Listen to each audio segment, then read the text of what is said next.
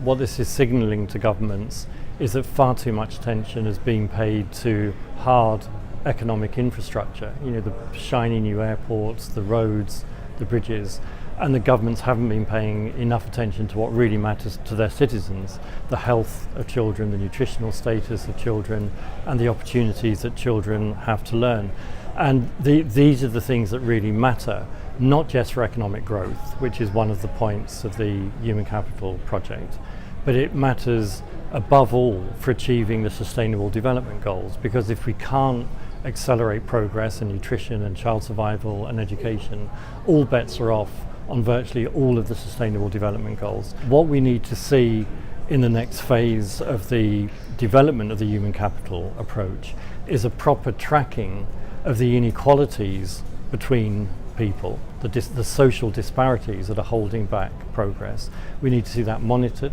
We need to see the tracking. It needs to be openly reported, not just at annual meetings of the IMF and World Bank, but to the citizens of the countries concerned.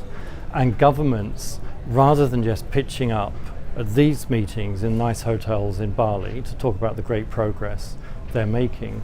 ensuring that their public spending priorities are aligned with what they say they're going to do on human capital. Currently, many of the countries who are here waxing lyrical about the virtues of human capital are spending 5 times as much in health on the richest part of their population as they're spending on the poorest part. They're spending far more on the education of advantaged children than they're spending on disadvantaged children. This is fundamentally in opposition to the intention of the human capital approach, and my hope and expectation is that the World Bank will be calling this out over the years ahead as the approach is elaborated. The relationship between the World Bank and the International Monetary Fund provides the bank with an opportunity to ensure that the